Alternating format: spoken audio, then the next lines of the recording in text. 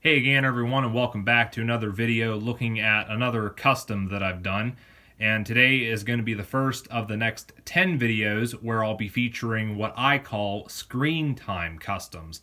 Now these are basically custom replicas of vehicles which have appeared in TV shows, movies, or any other kind of visual media. And to kick things off, today we're going to be looking at the first one, being my custom 1/64 scale Peterbilt 359 with 45-foot van trailer from the movie Joyride 3 Roadkill. Let's get into it. Now, to the eagle-eyed among you, you'll have noticed that this is not actually a 359 Peterbilt. It's a 379, which is made to look like a 359. And that's because at the time I built this, there was not a 359 Peterbilt on the 1/64 scale market, so I had to go with the closest thing I could find. And I guess in recent years, DCP has actually started producing the 359, which if I'd had that option at the time, I would have used it. But there was quite a bit of work to get this truck to look like a 359, starting with the 379, and mainly so with the cab itself. The cab had to be changed a little bit. But to begin with, the steps here had tanks on top of them. I'm not exactly sure what the tanks were, but those had to be removed, and the steps themselves were moved up to be more accurate. Another change was I swapped out the stacks that were on this truck. These stacks here are off of a Kenworth W900, and I felt these looked like the stacks that were on the truck in the movie. And from the same W900, I also robbed the visor off because I felt this came close to the visor that was on the movie truck. And another thing I did was this middle support in the middle of the windshield here. I painted this silver, and I felt that was critical to giving this the 359 look. But another change I did, and I'll just pull the bull bar off here for a second, is I swapped out the grille because I felt, again, this was something that made it look more like a 359, was giving it a proper grille. And also, while I have the bull bar off here, opening up the hood, you can see this has a Caterpillar motor. Now, I'm not exactly sure what motor was in the truck from Joyride 3, but just because I like Cat motors, I went ahead and put one in here.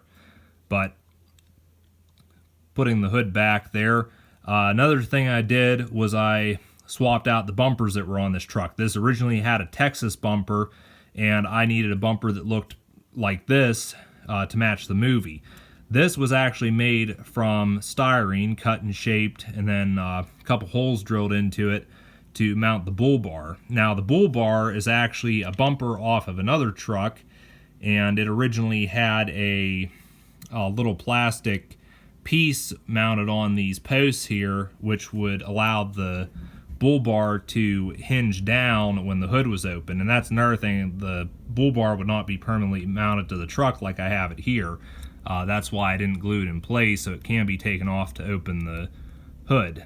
But you know, mounted that on the truck, on the bumper, painted in the marker lights or turn signals, whatever they're called there.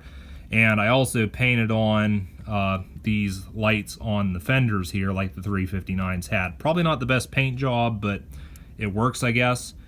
And I'm thinking that's really all I did to the cab. Now, on the back of the truck here, I did go ahead and open up the frame like the truck in the movie had, because it didn't have any deck plate on the back of it here, and like the airlines were just here on the pogo stick on the back. And really, I don't think there was any other changes I did to this. One thing I did do was the original rear window had the Peterbilt logo in it. I got rid of that, and I just put a regular window in. This one kind of had an imperfection, but I figured, you know, it's fine as is, because I don't think Rusty Nail actually took care of his truck that well anyways. But yeah, overall, that's basically how I took a 379 and made it look like a 359. As for the trailer, not a lot had to be done to this to get it looking correct. About all I did is I removed the graphics that were on the side and the front here, and then I dirtied it down some to give it that look it had in the movie. Another change I made was the wheels on it. These are the originals, but I painted them white, and then I also rusted them out some. And I don't know, in a way that kind of actually looks like blood on them. But yeah, actually the trailer was pretty simple compared to the modifications that I had to do with the truck. One final detail I wanted to add to this custom was one of the torture devices that Rusty Nail has. And you can see on the front of the truck here, I got some chains mounted on the bull bar which run down underneath the rig. And there's a scene at the beginning of the movie where a couple of drug addicts basically try to pull a fast one on Rusty Nail, but it backfires and he ends up kidnapping them and taking them to a highway where he sets them a challenge that if they can ride on the hood of his truck for 1 mile, he'll let them go. But the catch is that these chains are wrapped around their wrists, and the other end of the chains run under the truck to a collar that's on the drive shaft. And what will happen is if the chain is tugged on or if they fall off the truck, that collar will key into the universal joint on the drive shaft and basically start wrapping the chain around it, which will pull them under the truck.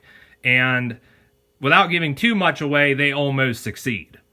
But that's what I tried to replicate here. I went out and got some of this cheap necklace chain that you'd find at the dollar store. I went ahead and cut it to length, and then I got some aluminum tubing, cut a small length of that, and then carefully cut a slit into it so that could just clip onto the drive shaft, and then just glued the chains on each side. Now, as for the way these are mounted on the bull bar, I haven't come up with a good idea yet on how to mount these so they can be taken on and off easily. So at the moment, they're just hanging on there with a little bit of staple that's been carefully bent into a hook, which I don't really care for. But it's one of those deals I would like to, at some point, get some figures of Rusty Nail and the two drug addicts there to go ahead and mount on the front of the truck here, just to make it look that much more like the movie. So here's one final look at my Peterbilt 359 from Joyride 3. A rather disturbing looking truck when you know the whole story behind it, but it's definitely a favorite custom in my 1/64 scale collection. But before I head off, I will leave you all with something to discuss down in the comments section, and that is, if you've seen the Joyride movies, answer me this. Why is it at the end of every movie the truck always gets destroyed, yet Rusty Nail always returns in the next one with yet another Peterbilt 359? I'm curious to hear some of your answers to that. But anyways, that's going to be all for now. Feel free to check out my other pages. Links will be in the description. And I will see you all in the next one with another one of my custom builds.